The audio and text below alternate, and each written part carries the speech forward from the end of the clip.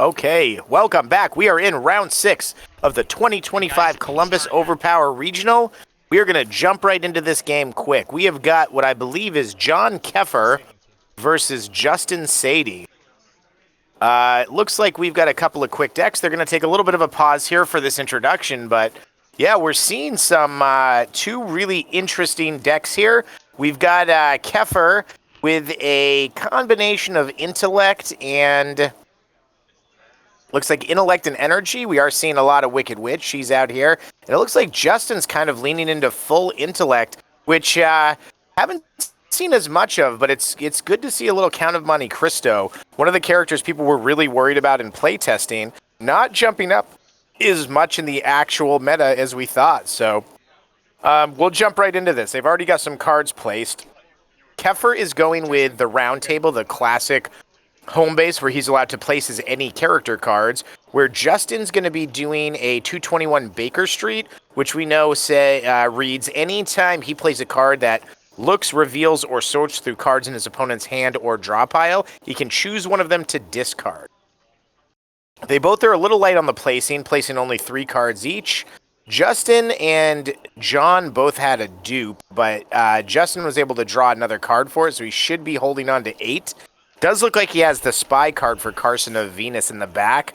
That's usually a pretty good card, but looks like they both, John went 2. It looks like Justin went 1 or 2, but they're fighting. So he says, bring it on. Let's do a little bit of a fight here. And John Keffer is going to open with the 6 any power teamwork. Justin blocks it with a 6 any power intelligence card. That leaves Keffer with only 1 card placed, really. So you may even see Justin just looking to defend a little bit. Justin had that classic finals at the end of last year here in Ohio, where he had the game in hand after resolving an absorbed sound from Dazzler and Legacy. And I think just, wasn't quite as savvy at managing his place cards as the legend Phil Miller was. And Phil was able to come back and, using his placing advantage, win a game that really should have been Justin's. And I think you'll start to see Justin's the kind of player that is going to learn anytime he makes a mistake. He's going to play his cards from hand and just maintain that placing advantage. So this 3 is coming through, and he's really trying to figure out what he's going to do with it. He says, I'm going to fire off the Freya Avoid in my hand. And probably we're going to see a concede right here, or he's going to try to do something from the cards in his hand.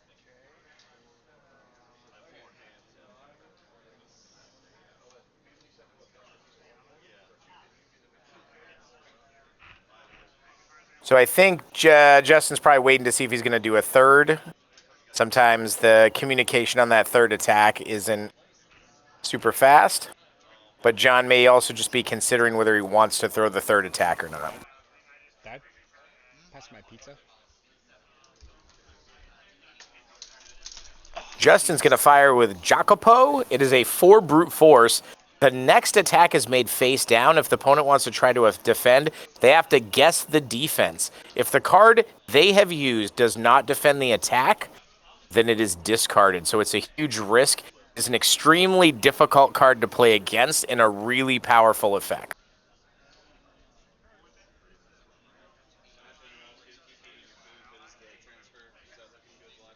It's like a minute. Keffer is going to take the 4, and then something is going to come, and he doesn't know what it is. At the same time, I was transferring for no reason. That's why. So John's going to think about how he wants to handle it. I'll eject as soon. Now, the big, real difficult part is Count of Monte Cristo also does have a 6, and if it connects, you have to discard 2 placed cards. So if you're going to take the swing and try to defend, you generally need to use at least a 6. Because if you were to lose a card and get hit by the 6 and lose 2 more cards and take the damage, that's just a devastating event that you're not going to be able to come back from.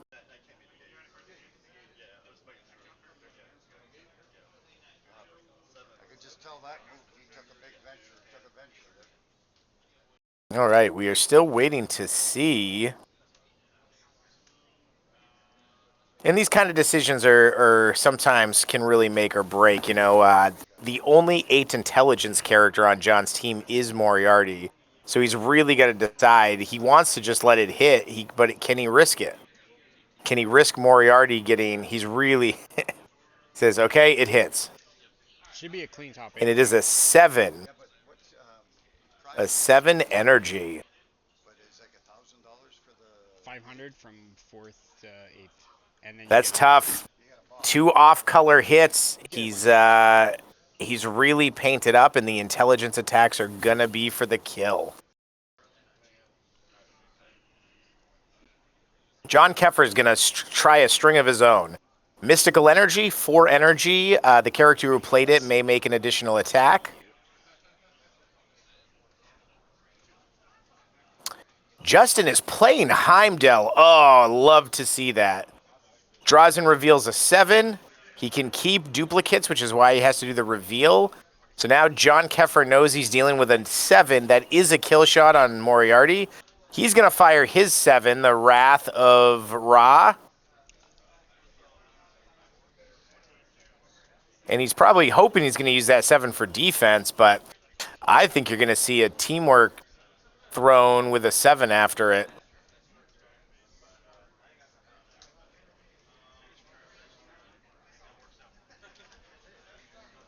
John's only got 2 cards in hand. Justin, I think, is hoping he's going to run and just give up those 2, but the biggest thing Justin's got to worry about here is the possible fire back with a... Yeah, so he's going to just go with the vanilla power card. I really like that. Save that teamwork for later. Pull off your kill. And maybe even just give up this 2 venture, you know? Possibly take 1 more hit. You're hoping John doesn't have a way to chain 2 attacks together, so he, you know, can threaten the KO. Not a great card to get hit with. The 5 multi is always a wild card. You don't want to take that card. But you've still got your 8 character, and if you get out of the battle taking out... Holmes takes out his enemy, Moriarty. If you can get out of that battle and go to the next one and get some defense, I think you're going to be in a pretty happy place. From what, all modern? Yeah, but what's there? Comic books and cards. I don't know, maybe throw them a few bucks. We don't need anything, but just throw them a few bucks.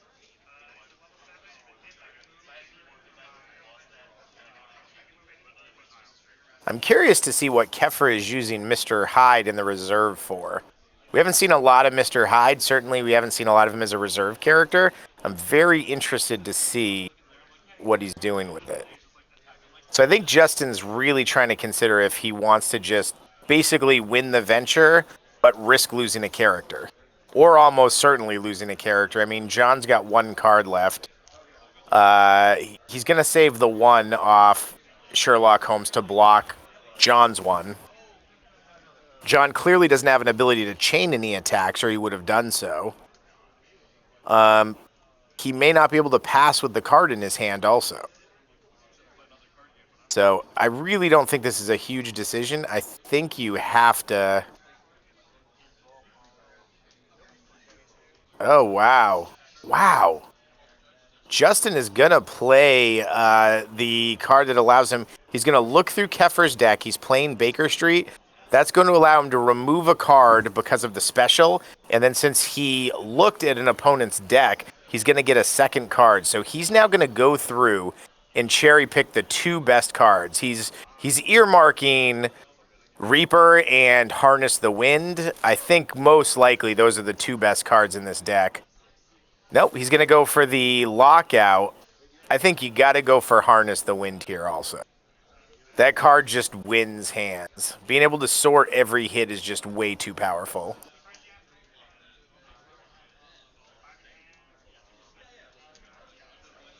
But it'll be interesting to see. There's a lot of heat in John's deck. Now, John Keffer, great player, been around for a long time, does like to build really interesting kind of tricky decks. Decks that can tuck venture, or decks that have strange abilities. And so, you know, Justin getting the ability to look into his deck is also a good thing. That's going to make it so there's a lot less surprises with whatever Keffer's planning. So the real question's going to be here, is that going to be a kill shot? Is the card in his hand going to kill Holmes?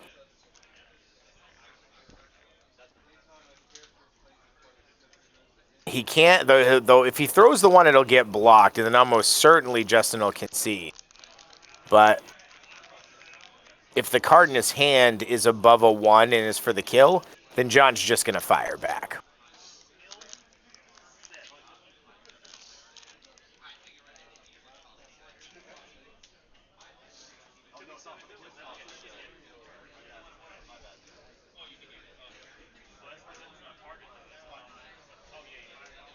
Wow. All right. Well, now I've got to say, if I'm Justin, I think I'm passing here. If Keffer had any card above a 1 that could kill the character, he would have thrown it. I think he's probably got a card for Moriarty or a intelligence power card that he can't throw, so I think Justin sort of fought his way into the ability to just pass here and really dominate this battle.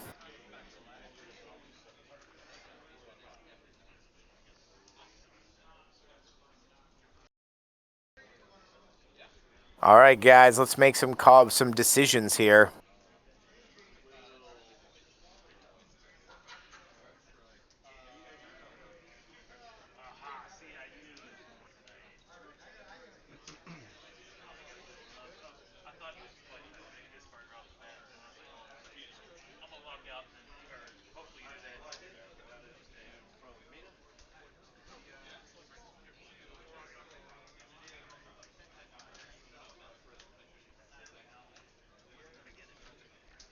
What are we waiting on here?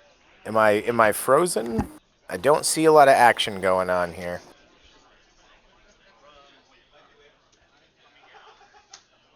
Maybe something's happened in the room to stop the action.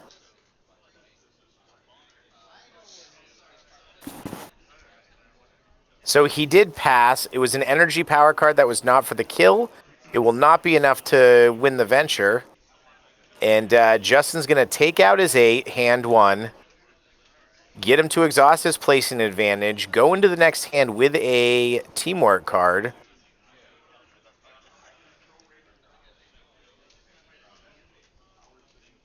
And it looks like maybe it was a push. I think I missed it. They're leaving their bet out, so looks like the 6 might have actually just tied it.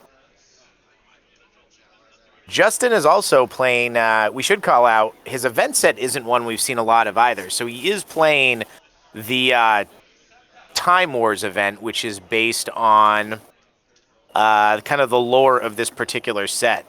That one is Rally Our Allies.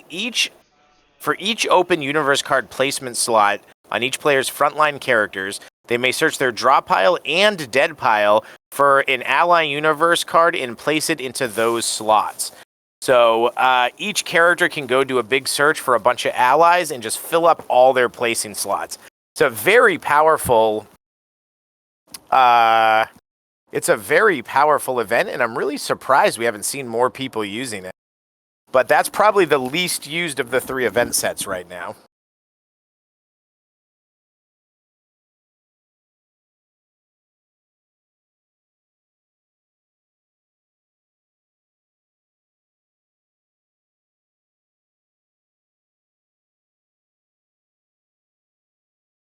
All right, so they're reshuffling. It looks like John Keffer's only able to get 2 out.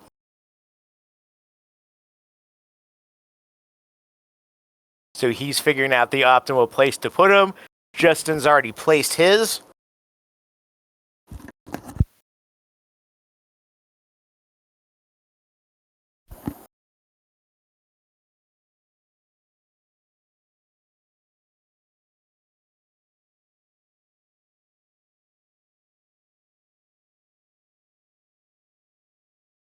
And we're going to go into this second hand here. So we're to the placing phase.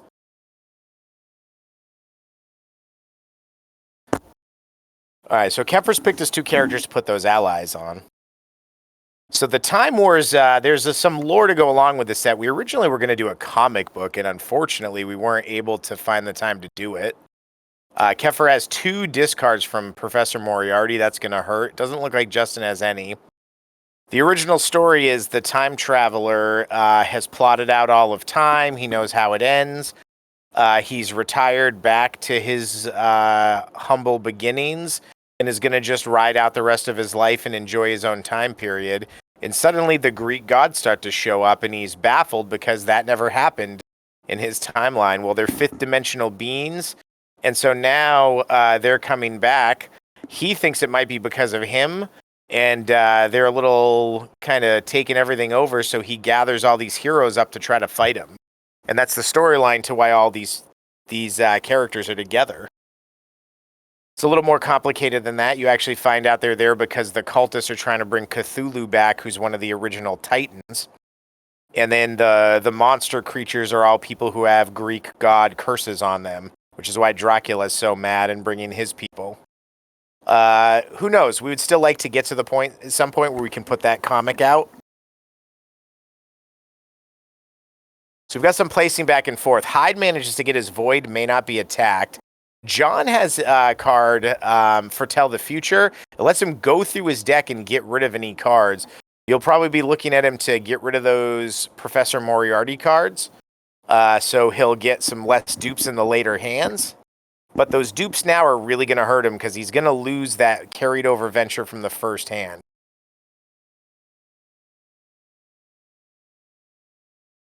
Justin does manage to get the negate placed. Now, Keffer is known for having like crazy decks that do weird things to be able to win. Tucking a lot of venture, playing that kind of a card to take all the cards out of his deck except the perfect hand. He can bet for the win. So Justin may end up just saving that negate for the Foretell the Future and just not let him try to do any of his tricks and just lean on this card advantage.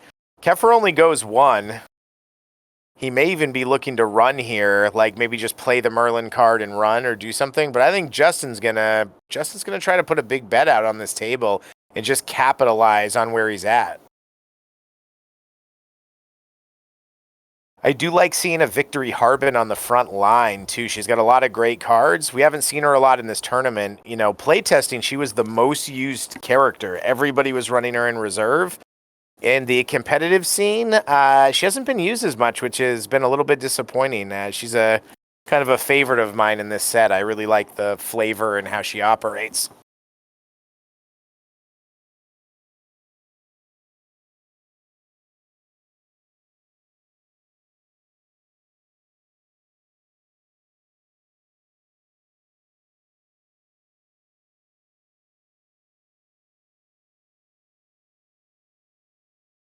It looks like Justin's made a bet. I didn't really see how many he bet. Unless he's still considering.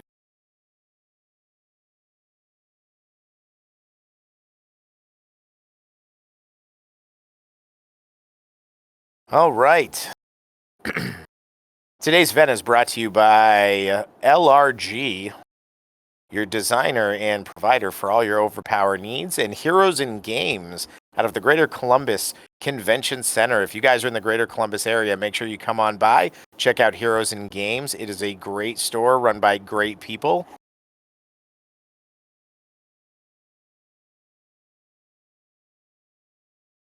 And we're looking to see what the venture is from Justin in this round 6 of the Overpower Pro Tour event.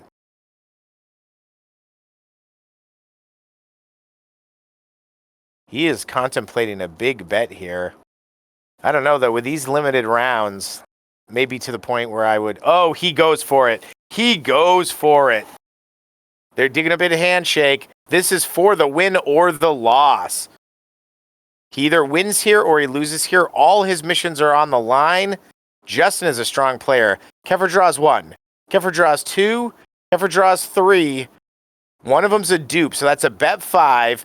He knows he has a negate in his hand now, too. So that is a huge piece of information. How is that going to affect Justin's game?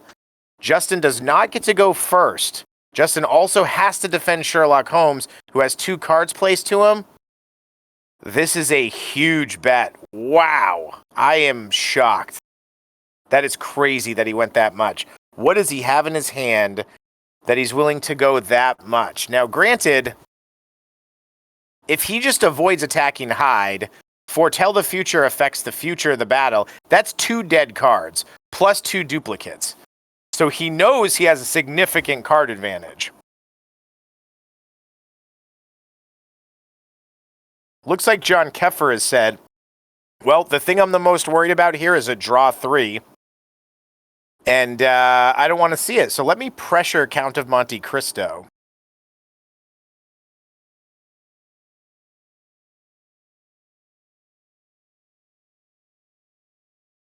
We've talked about it a lot today. You can have a lot of cards, but those little hits coming in and chaining through them can be really tough to deal with. And it's really telling sometimes when you let him hit. I've got all these great cards in my hand, but I just don't have a 3 to block that. Wicked Witch is going to throw the 4. This is sneaky. You can't let his characters get locked out. So I think you're going to see this one get defended. He blocks with the 4 multi. And that's going to put it back to Justin. Now, I don't see if he's got the draw 3 and the draw 4. I think you got to try to fire the draw 4 off. You know he's got the negate. That was the one where you have to discard the card. He's going to go with an ally first against the Wicked Witch. John's got his hand on it. He's trying to decide if it hits or not. Took his hand off it. That means it's a hit. What is the card Justin's going to fire off?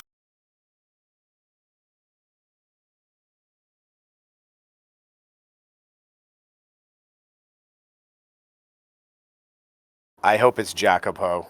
That's my favorite card. But I think...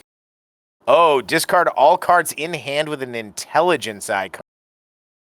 Fires of Helios.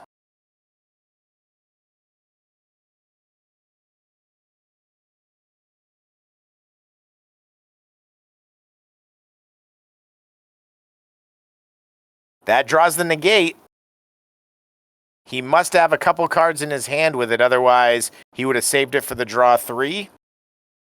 His other problem's going to be speed here. You know, he's got to be able to do multiple things. Now, he does have that ally, and he can play Foretell the Future to fuel the ally. And that ally is a kill shot on both of Justin's guys, so he may want to think about pulling that out.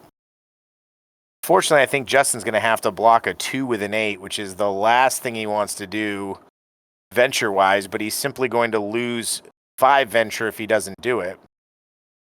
Nope, he's got a 5 in hand. Sherlock Holmes is a little bit of a fighter.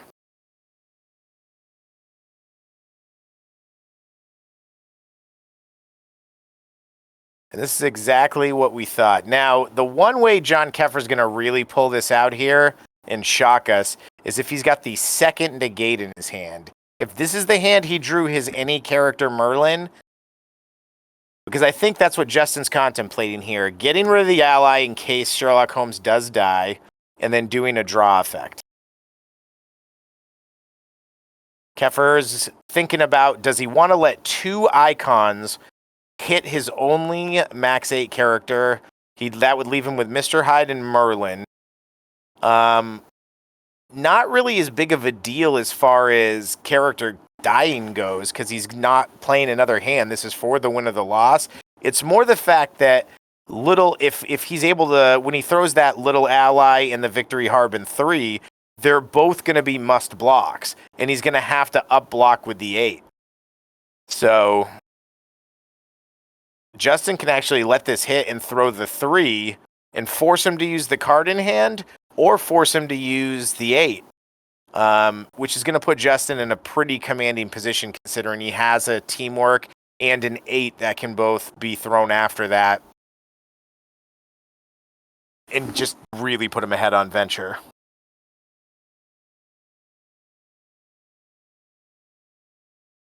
It's looking pretty bad here for John Keffer at this point. I think he just doesn't have the card count to be able to pull this off.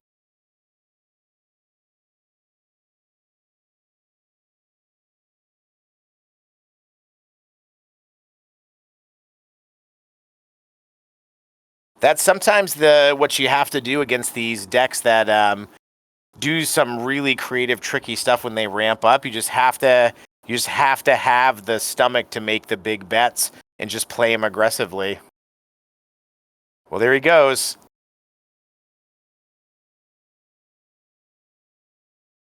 Now, he could throw the 8 at Sherlock Holmes and force the 8, but then he loses. He could attack somebody else with the 8, but at this point, he's out of cards in hand. There's not really a play here.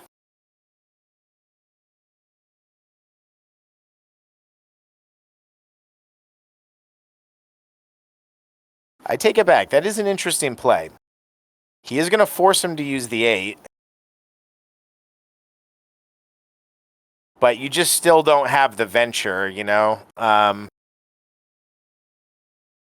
I don't know. You know what? I said that. Hold on, I'm confused. He threw the ally, but he hasn't played the special yet. There we go.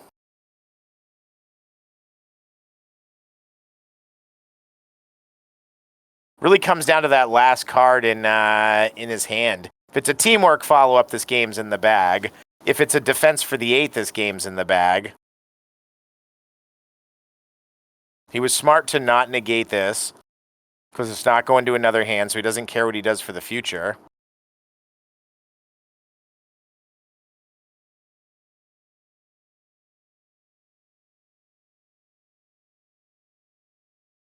Now remember, too, he does have a special card hit on Sherlock Holmes.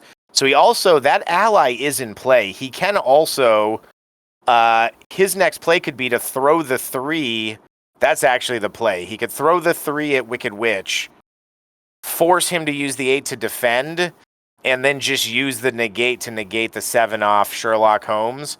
And that's the ball game right there, too. The game's over at that point also. So Justin at this point has the win. It's just a question of, you know,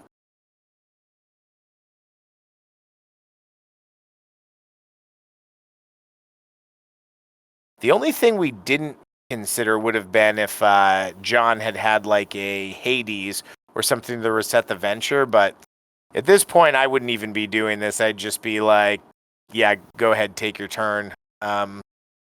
Not really anything in his deck that he can cut out. There's no way to Gemini for it. It's just, at this point, it seems like a silly exercise.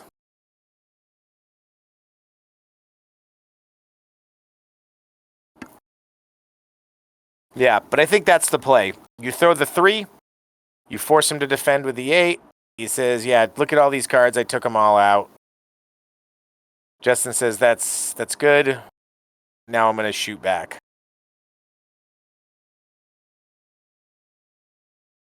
Boom. He has to block with the 8, and that's the game.